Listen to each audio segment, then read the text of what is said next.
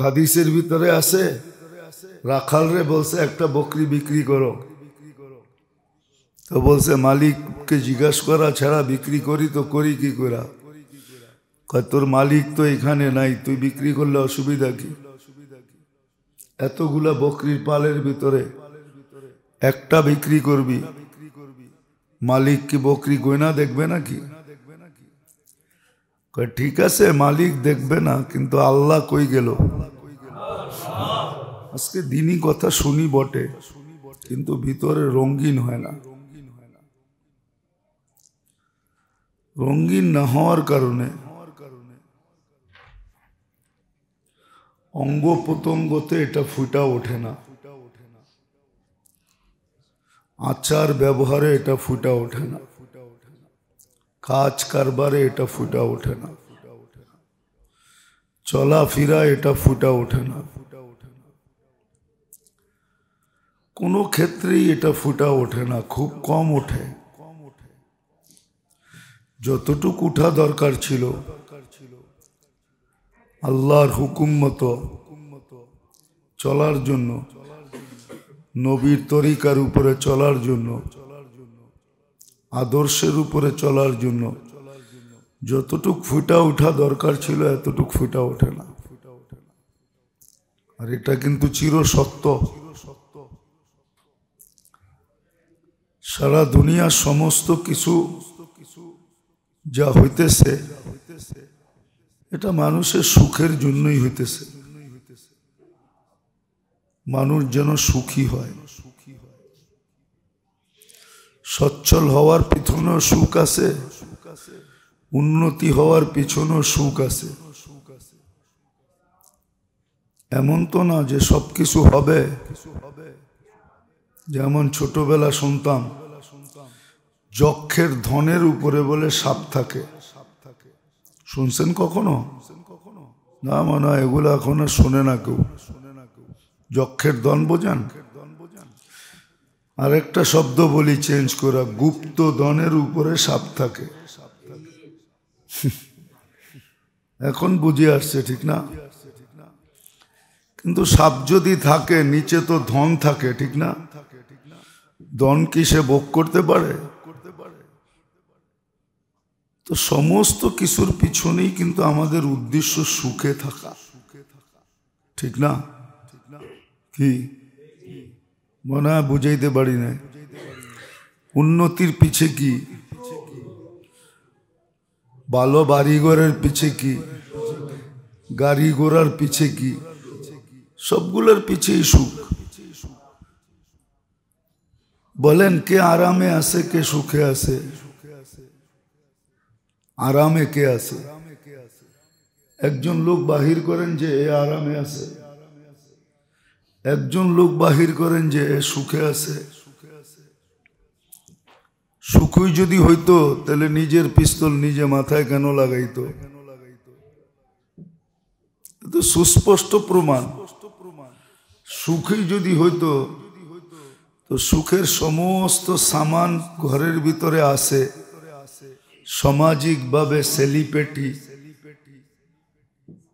স্বনামধন্য, তারপর আত্মহত্যা কেন করত? আত্মহত্যা কি মানুষ সহজে করে নাকি?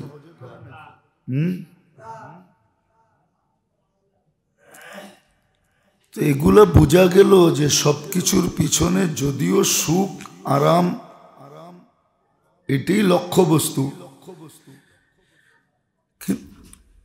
কিন্তু আসলে কেউ সুখ পায় না, কেউ আরামও পায় না। বোঝা গেল সুখ এখানে নাই, আরামও এখানে নাই। হ্যাঁ, কিছু জীবনযাত্রা সহজ হয়, এটা মানতে হবে। জীবনযাত্রা কি 8 ঘন্টার রাস্তা 4 ঘন্টা যাওয়া যায়, 1 মাসের রাস্তা 5 ঘন্টায় 6 ঘন্টায় অতিক্রম করা যায়। আগে হজে গেলে মাসের পর মাস হাইটা যেতে হতো। জীবনযাত্রা সহজ হয়েছে, কিন্তু জীবনে সুখ হয় না, শান্তি হয় না, আরাম হয় না। কেননা সুখ শান্তি আরাম তো এখানে রাখা নাই।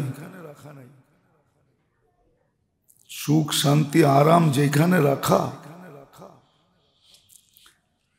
ওটা তো কেউ জানতেও চায় না, বুঝতেও চায় না। কেউ জানতেও চায় না, বুঝতেও চায় না। হ্যাঁ, অভ্যাস হয়ে গেছে এখন। ওই প্রবাদ বাক্যের মতো, দুঃখে যাদের জীবন গড়া তাদের আবার দুঃখ কিসের, সয়া গেছে এখন। বিদায় এটা ভাবতে কেউ চায় না। তো যেটা বুঝাইতেছিলাম, যদি রেখাপাত হইতো আর রং ছড়াইতো তাহলে সর্ব জায়গায় এটা ফুটা উঠত। সর্ব জায়গায় অঙ্গেও ফুটা উঠত, অঙ্গগুলাতেও ফুটা উঠত, কায় কারবারেও ফুটা উঠত, চলাফেরায়ও ফুটা উঠত, লেনদেনেও ফুটা উঠত, সামাজিকতায়ও ফুটা উঠত। এখন কোথাও ফুটা ওঠে না। বোঝা গেল রেখাপাত হয় না, রঙও ছড়ায় নাই। কেননা যেমন শোনা তেমন শুনি নাই। অথচ সাহাবায়ে কেরাম শুনতে দেরি, রং সর্ব জায়গায় ফুটা উঠতে দেরি করে নেয়। কেননা ওনারা শুনতেন ওইভাবেই, যেমন কোরআনের হুকুম ছিল, ফাসতামিউ আনসিতু, বিলকুল মনোযোগ দিয়া, মনকে উপস্থিত করা, বিলকুল চুপচাপ। তখন জীবনে আরামও ছিল, সুখও ছিল। যদিও নাকি একটু আগে বললাম না, কি জানি একটা শব্দ, যে 6 ঘন্টার 1 বৎসরের রাস্তা এখন 6 ঘন্টায় যাওয়া যায়। সহজ আর কি, ভুলে গেলাম শব্দটা। জীবনযাত্রা এখন একটু সহজ হয়েছে, এতটুকুই। যদিও ওনাদের জীবনযাত্রা সহজ ছিল না, একটু কঠিন ছিল। পানি কুয়ার থেকে আনতে হতো, দূরের যাত্রায় ঘোড়া উট ব্যবহার করতে হতো। জীবনযাত্রাটা কঠিন ছিল, ঠিক না? কিন্তু সুখ ছিল, আরাম ছিল, নিরাপত্তা ছিল। আপনি ভাইবা দেখেন, নিরাপত্তা ছিল সবার জন্য। কেউ কারোরটা ধরতে গেলে চিন্তা করতো আল্লাহ দেখে কি, কেউ দেখে আর না দেখে আল্লাহ দেখে। এখন কেউ চিন্তা করে না যে আল্লাহ দেখে কি দেখে না, ঠিক না? না চিন্তা করি।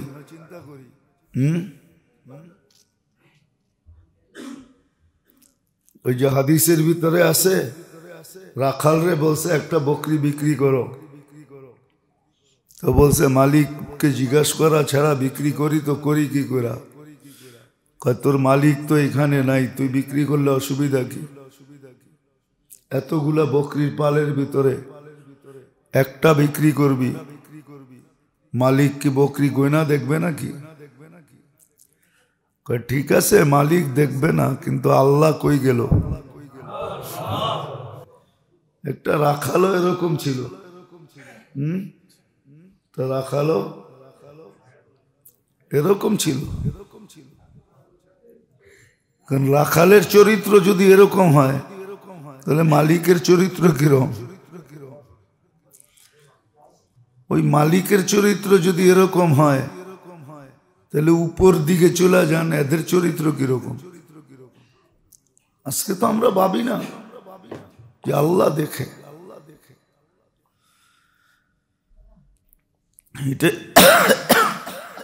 এই জন্য বুঝাইতেছি যে আল্লাহ করুক, বুঝে আসুক। কেননা বুঝে না আসলে ইউটার্ন সম্ভব হবে না। ইউটার্ন বোঝেন? তওবা সম্ভব হবে না। আর তওবা যদি সম্ভব না হইল তাহলে জীবনটা কিন্তু পাক পবিত্র যে দিছে তার কাছে, উনি কিন্তু পবিত্রই দিছে। আল্লাহ যে আমাদেরকে জীবনটা দিছে, দেহটা দিছে, এটা কিন্তু পবিত্র দিছে। এই জন্যই বাচ্চার ব্যাপারে আল্লাহ নিজে ঘোষণা দিছেন, কুল্লু মৌলুদিন ইউলাদু আলাল ফিতরা, প্রত্যেক বাচ্চাকে আমি নিষ্পাপ জন্ম দিছি, পবিত্র জন্ম দিছি। তোমাকে আমি পবিত্র দিছি, তুমি আমাকে পবিত্র ফিরত দাও।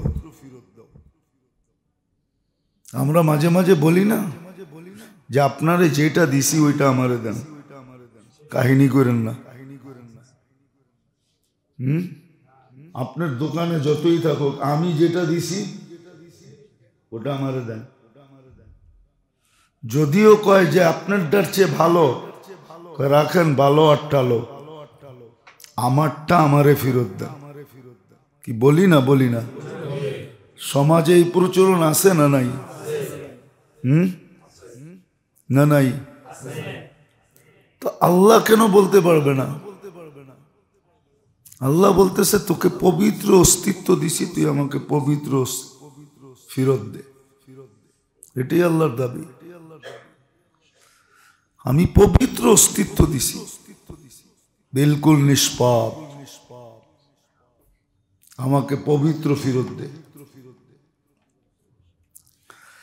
তো যেটা বুঝাইতেছিলাম,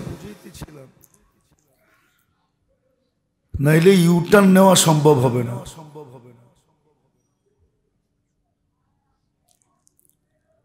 তওবা করা সম্ভব হবে না।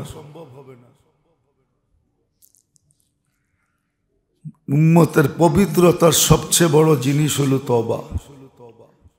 আমল খুব কম, আমল না, আমল তো অন্য জিনিস, কিন্তু পবিত্রতার জন্য আল্লাহ সবচেয়ে কম সময় নিজেকে পবিত্র করার জন্য আল্লাহ উম্মতকে দিছেন তওবা। এই জন্যই তো তওবার হুকুম। এই জন্যই তো নবীজিকে পর্যন্ত আল্লাহ বলতেছেন ওয়াস্তাগফির ইন্নাহু কানা তাওয়াবা। অথচ আগের মাপ পিছের মাপ নিষ্পাপ উম্মতকে শিখানোর জন্য বলছেন, আপনার উম্মতকে শিখান তওবা যেন করে। তো আসলে যেটা বুঝাইতেছিলাম যে আমাদের ভিতরে এখন রেখাপাতও নাই, রঙও নাই, রঙও নাই। যদি থাকতো তাহলে অঙ্গ প্রত্যঙ্গে ফুটা উঠত, লেনদেনে ফুটা উঠত, ব্যবসা বাণিজ্যে ফুটা উঠত, চলা ফিরায় ফুটা উঠত, কথাবার্তায় ফুটা উঠত। ওদিন একটা ছেলের লগে দেখা হয়েছে কয়েকদিন আগে, মাস 2-3 হবে, আয়ারল্যান্ডে থাকে, তো বাপের সাথে বাংলাদেশে আসছে। জিজ্ঞাসা করছে তুমি এই দেশে থাকবে না? বলছে না। বলছে দেশটা ভালো লাগে না? ভালো তো লাগে, কিন্তু 2 কারণে খারাপ লাগে। বাচ্চা, অল্প বয়স, কয় 2 কারণ কি? কয় এই দেশের মানুষ দোষ কইরাও সরি বলে না।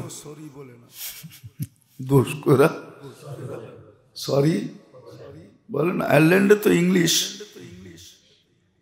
দোষ কইরা কি বলে না? সরি বলে না। কি বলেন? বলেন রাস্তায় কতজনের লোকে তো ধাক্কা লাগে, ধাক্কা লাগার পরে সরি বলেন, মাফ করে দিয়েন বলেন, বলি তো না।